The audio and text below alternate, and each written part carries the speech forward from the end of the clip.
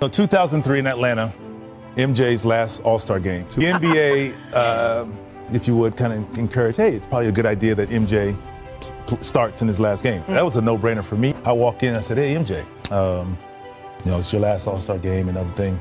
You're gonna start. He's like, no, you earned it, you go ahead. I said, no, you don't hear me. You're gonna start. I said, Mike, look here. I am not walking out here on this court tonight and start on this court and you're sitting on the bench. Because I didn't want to get blackballed. I didn't want the NBA and the world like, how did you take MJ's spot? Yeah, how is he not starting his last All-Star game? Yeah. So he's like, no, you earned it. Go ahead. So I was sitting on the bench with my uniform on, buttoned all the way up, and I was gonna sit in the bench, and I'm not going out there. I started walking in the back and they call him out, boom, he walks out, starting lineup and everything good. We end up losing that game, but it was memorable just watching MJ for the last time in the All-Star game, and I grew up watching MJ and shooting the fadeaway, and he hits it right there in that moment, All-Star game. We were like, NBA, this is it. This is how you close in error in an unbelievable career from MJ. But so MJ retired with the shot Game 6 in Utah. I was drafted that summer. I'm thinking I'm about to play against my hero, against my idol, and I'm like, oh no, I've just missed my hero by a few months. So he didn't come back for the lockout year in 99 and 98, 99, so I didn't get a chance to play against him. And then he came back with the Wizards a few years later. Of course, he was a little up there in age, but it was still amazing. And then he retired.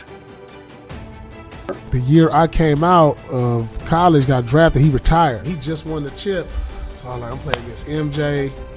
This is my dream. That was my idol. Right. So I was disappointed. And so then he retired. I was like, oh no. You want to see this in person now. Right.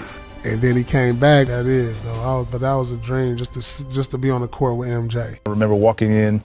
You in the room with you walk in that locker room, it's like you sitting back and you like, damn, this is the best of the best in here. You had to try to create your swagger amongst a bunch of swaggers. Mm-hmm. We got the OGs in there. The OGs always yelling and talking. MJ was coming. Mm-hmm.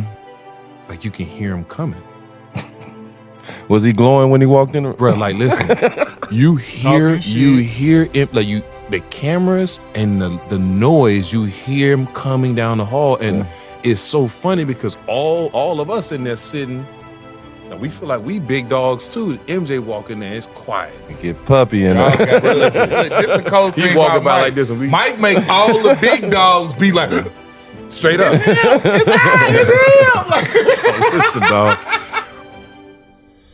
When you're young, you think you're working hard, but until you see people that actually work hard, you don't really know what work is. And MJ being 40 years old, we call him Black Jesus, but MJ being 40 years old, and he be the first guy in the gym. You walk in the gym at practice at 11, you walk in the gym, you think you're early at 9 o'clock. He's already got a full lather, he's done lifted, court workout and everything. And then you come to practice, he's on one leg. Like he was hurt the second year, he was on one leg the whole year and played 82 games.